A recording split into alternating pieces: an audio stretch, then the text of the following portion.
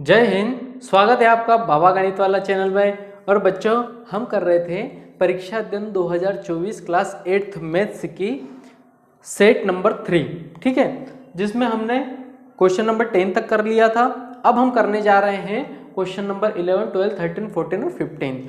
तो प्लीज़ आप इसको ध्यान से देखिए, और अगर आप इस चैनल पर नए हैं तो प्लीज़ लाइक शेयर सब्सक्राइब जरूर करें, ठीक है। अब स्टार्ट करते हैं क्वेश्चन नंबर पहले।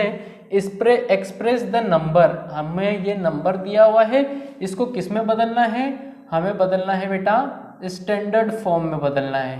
किस में बदलना है? Standard form. और मैं आपको बता दूं कि स्टैंडर्ड फॉर्म a मल्टीप्लाई 10 की पावर n इस तरीके की फॉर्म की होती है। मतलब हमको इसको 10 की पावर में लाना है। तो कैसे लाएंगे सीखते हैं, क्योंकि बेटा अगर इस क्वेश्चन के अलावा और दूसरा कोई सा भी क्वेश्चन आ जाएगा तो फिर आप फंस जाओगे, ठीक है। तो बाबा गणित वाला पे आपको कंसेप्ट सिखाएगा कि आप इस कंसेप्ट पे ढेरों सारे दूसरे क्वेश्चन भी कर लो। देखो हमारे पास क्या है, 1 5 2 4 और कितने टाइम जीरो है? 4 टाइम जीरो है। 1 2 3 4। जब भी इसको कहते हैं, ये है बेटा यूजुअल फॉर्म। ये कौन सी फॉर्म है? ये यूजुअल फॉर्म है। और कभी भी यूजुअल फॉर्म को स्टैंडर्ड फॉर्म में बदलना हो बच्चे, किस में बदलना हो? स्टैंडर्ड फॉर्म में। तो याद रखना हमको क्या करना पड़ेगा, मल्टीप्लाई 10 तो कर ही देना आपने, पहली चीज। उसके बाद में इसकी पावर आएगी माइनस में, ठीक है। आप इतना पहले से लिख के रख लेना।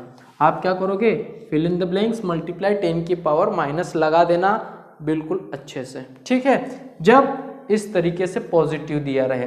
अब क्या करना है?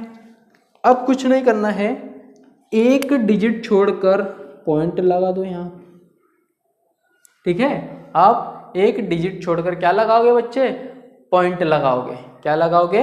पॉइंट लगाओगे। और उस एक डिजिट को कहाँ लिखोगे? 1 पॉइंट, यहां पॉइंट लिख दिया। उसके बाद में 5 2 4, 5 2 4, जीरो लिखने का तो कोई मतलब है ही नहीं। अब सुनना, अब पॉइंट के बाद डिजिट गिनना, 1 2 3 4 5 6 7। कितनी है? 7। बस यहाँ क्या लिख दोगे? 7। मेरे हिसाब से आपको ये चीज़ें समझ में आ गई होगी। तो हमारा आंसर क्या आ जाएगा? 1.524 इंटू 10 टू द पावर -7। ये हमारे पास क्या आ जाएगा? इसका स्टैंडर्ड फॉर्म आ जाएगा। पर कभी कभी ऐसा दिया रहेगा कि आपको ये पॉइंट भी इससे पहले लगा दिया जाएगा, तो 0.15424। तो इसमें क्या हो जाएगा? 10 की पावर की जगह -8 हो जाएगा, ठीक है। तो अगर आप आगे लगाओगे तो -8 होगा, एक डिजिट छोड़ के लगाओगे तो और ज़्यादातर क्या होगा, इसी तरीके से अपने को स्टैंडर्ड फॉर्म में लिखना है। मेरे हिसाब से आपको बातें समझ में आ गई। तो यहाँ क्या लिख देंगे? क्वेश्चन 11 का आंसर लिखेंगे। इसका आंसर क्या लिखेंगे? यहाँ लिखेंगे गिवन दैट। हम क्या लिखेंगे बच्चे? सबसे पहले गिवन दैट लिखेंगे। यहाँ लिखेंगे यूजुअल फॉर्म। क्या दी हुई है? Usual form is equal to 1 5 2 4 4 times 0, है ना। नाउ इट्स स्टैंडर्ड फॉर्म, इसकी स्टैंडर्ड फॉर्म क्या हो जाएगी बच्चे? इसकी स्टैंडर्ड फॉर्म यही रफ में इस तरीके से लिख लेना, फिर यहाँ से उतार लेना, ठीक है। तो ये आपका हो गया, आंसर हो गया, ठीक बच्चा। आपने इसको आंसर की फॉर्म में लिख दिया। अब करते हैं इसका नेक्स्ट क्वेश्चन। तो देखो नेक्स्ट क्वेश्चन क्या है, शायद आप उतार लीजिए, फिर इसको मैं रफ कर देता हूँ। उतार लिया, अब इसको करते हैं रफ। अब देखो अगला क्वेश्चन क्या है। अगला क्वेश्चन है बेटा हमको डेटा हैंडलिंग जैसा दिया हुआ है। Mark the point 3,5। अब ये 3,5 क्या है बेटा? तो देखो 3,5, तो जब भी इस तरीके से होता है इसको कहते हैं कोऑर्डिनेट पॉइंट। क्या कहते हैं? कोऑर्डिनेट पॉइंट कहते हैं। और कोऑर्डिनेट पॉइंट क्या होता है? कोऑर्डिनेट पॉइंट होता है x, y। हमेशा x, y होगा बेटा। तो हमेशा पहला वाला किसका होगा, x का होगा, दूसरा किसका होगा, y का होगा। इसी को कॉमा करके बना दिया है, ठीक है। तो जब भी अब हमको कभी रिप्रेजेंट करना होगा और इस तरीके से ब्रैकेट में आएगा तो पहला x का आएगा, दूसरा किसका आएगा, y का आएगा, ठीक। अब देखो इसको कैसे करेंगे, जो हॉरिजॉन्टल एक्सिस होती है ये होती है x एक्सिस, जो वर्टिकल एक्सिस होती है इसको कहते हैं y एक्सिस, और जहां ये दोनों मिलती है इसको कहता हूं मैं ओरिजिन। क्या कहता हूं, ओरिजिन। और ओरिजिन का क्या होता है, कोऑर्डिनेट। ओरिजिन का कोऑर्डिनेट होता है 0,0। इसका मतलब x भी 0 और y भी 0। तो जहां पर x और y दोनों 0 होते हैं उसको कहते हैं ओरिजिन। क्या कहते हैं बेटा, ओरिजिन कहते हैं। अब ध्यान से सुनना, इस x एक्सिस पे मैं नंबर लाइन जैसा मार्क कर देता हूं, 1 2 3 4 5, ठीक है। यहां पर भी 1 2 3 4 5, ठीक है। आप चाहे जितना ले सकते हो। अब मैंने क्या करा, सबसे पहले ये पॉइंट मार्क कर दिया, 3 किसका है, x का है। तो x पे खड़े हो गए, 3 चले, 1 2 3 खड़े हो गए। अब कितना चलना, y का 5 चलना है, तो y की तरफ मुड़े, 1 2 3 4 5। तो यहां पर क्या कर दिए, 5 बना दिया। तो ये हो गया 3,5 का कोऑर्डिनेट हो गया बेटा। क्या हो गया, 3,5।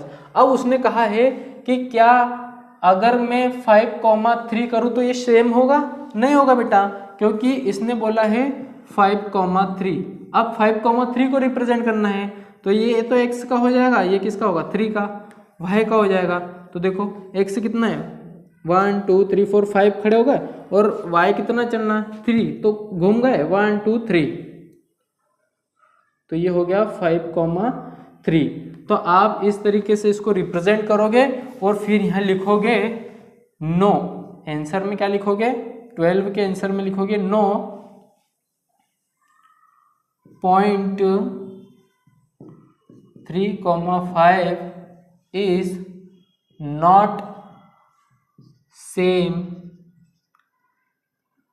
एज 5,3, ठीक है। आप सिंपल तरीके से इस तरीके से लिख सकते हो कि भैया जो 3,5 है वो 5,3 के बराबर नहीं है, क्योंकि x की वैल्यू इसमें 3 है और x की वैल्यू इसमें 5 है। इसमें x की वैल्यू 5 है, इसमें 3 है, तो दोनों सेम होते तो एक के ऊपर एक आ जाते, ठीक है, एक के ऊपर एक कवर हो जाता, पर दोनों सेम नहीं है, ठीक। मेरे हिसाब से आपको ये आंसर समझ में आ गया होगा।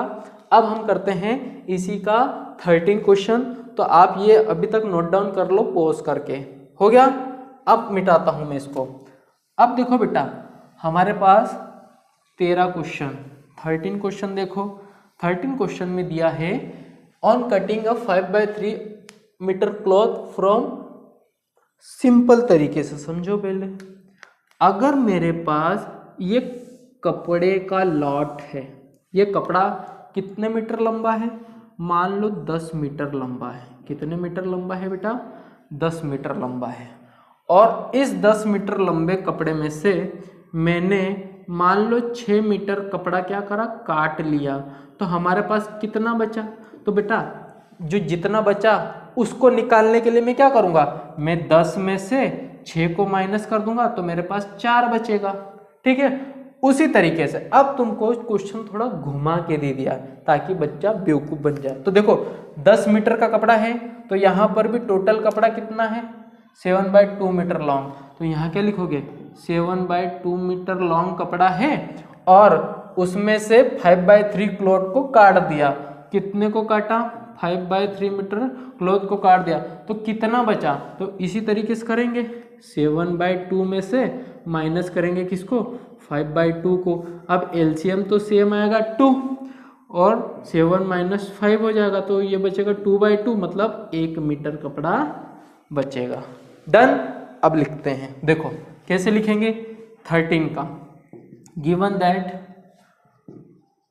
Total length of cloth, cloth की टोटल लेंथ कितनी है, 7/2 मीटर, है ना। After cutting length of cloth, काटने के बाद क्लॉथ की लेंथ या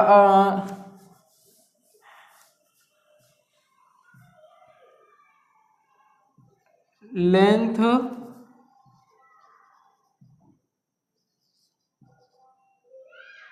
ऑफ क्लॉथ टू कट। ठीक है, क्या है लेंथ बेटा, हमको कितना काटना है। ठीक है, तो यहां लिखेंगे रिमेनिंग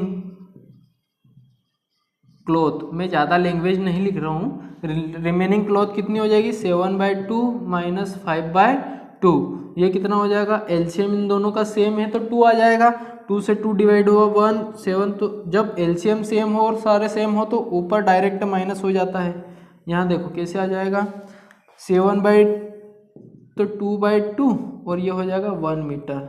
तो हम यहाँ से लिख देंगे देयरफॉर 1 मीटर क्लॉथ लेफ्ट।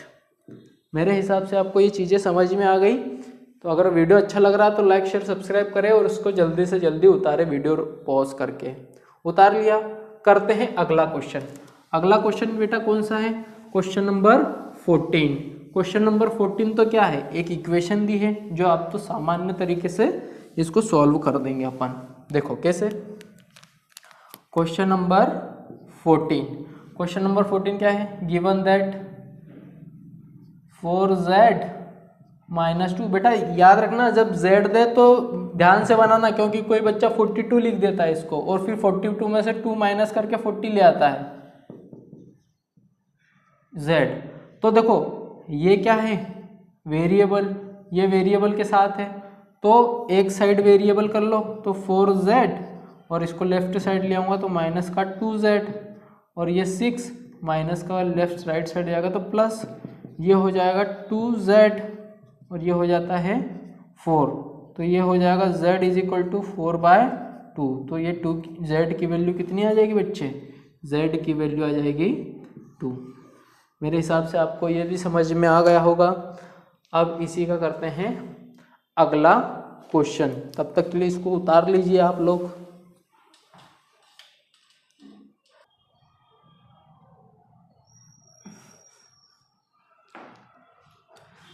चलिए बच्चों करते हैं start question number 15। Question number 15 क्या कह रहा है बेटा कि एक्सप्रेस 6 की पावर 3 को हमको क्या करना है, एक्सप्रेस करना है 6 की पावर 3 को। कैसे, सम ऑफ ऑड नंबर, हमको ऑड नंबर लेना है और उनका सम निकालना है और उनका सम कितना आना चाहिए, 216। देखो 6 6 जा 36 और 36 6 जा 216। ठीक है, तो देखो अगर मैं क्या कहता हूँ 31 33 35 37 39 1 2 3 4 5 और 41, इस तरीके से सारे ऑड नंबर को जोड़ता हूं मैं। ठीक है, 31 33 35 37 39 और 41, अगर इन सबको मैं क्या करता हूं बेटा, ऐड करता हूं तो टोटल ये कितने हैं, 1 2 3 4 5 और 6। तो इनका एडिशन कितना आएगा, 216। तो बेटा यही करेक्ट आंसर है कि इन सब का एडिशन कितना आ रहा है, 216। तो ये हमारा क्वेश्चन था। ठीक, तो आप इसका आंसर भी नोट डाउन कर सकते हैं। ठीक, आप इसका नोट डाउन कर लीजिए क्वेश्चन का आंसर। अब जो एक और क्वेश्चन है तो आपकी स्क्रीन पर दिख जाएगा। हमें क्या करना है बेटा, हमको करना है क्यूबॉइडल बॉक्स है उसका वॉल्यूम निकालना है। क्या है, एक क्यूबॉइडल बॉक्स है उसका क्या निकालना है बच्चों, वॉल्यूम निकालना है। ठीक है, जिसमें लेंथ विड्थ हाइट दी हुई है। तो सबसे पहले तो मैं आपको बता देता हूँ कि क्यूबॉइडल बॉक्स होता कैसे है। जैसे मेरे पास ये रेक्टेंगल है तो रेक्टेंगल से ही मैं इधर क्या बना दूंगा, इसको कहते हैं क्यूबॉइडल बॉक्स। ये होती है उसकी लेंथ, ये होती है उसकी विड्थ और ये होती है उसकी हाइट। तो देखो लेंथ कितनी दी हुई है हमें, लेंथ दी हुई है 5a, विड्थ दी हुई है हमें 3a का स्क्वायर और हाइट दी हुई है 7a की पावर 4। हमको ये तीनों लेंथ, विड्थ और हाइट दी हुई है। बेटा ध्यान रखना, एक शब्द इसमें ध्यान रखना, जब आता है रेस्पेक्टिवली और पहले ऐसा लिखा है length, width, breadth and height, ठीक है, आर 5a 3a स्क्वायर और 7a की पावर 4, ये मैं बेसिक समझा रहा हूँ। और उसके बाद में लिखा आता है रेस्पेक्टिवली, तो रेस्पेक्टिवली का मतलब होता है क्रमानुसार, एक के बाद एक। इसका मतलब क्या होता है कि जो लेंथ हमने पहले ली है उसके लिए लेंथ कौन है 5a, जो विड्थ ली है उसके लिए विड्थ कौन है 3a स्क्वायर, जो हाइट ली है उसके लिए कौन है हाइट। इसीलिए इसके बाद में लिखेंगे रेस्पेक्टिवली, एक के बाद एक। बात समझ में आ गई? तो देखो इसका सॉल्यूशन करते हैं।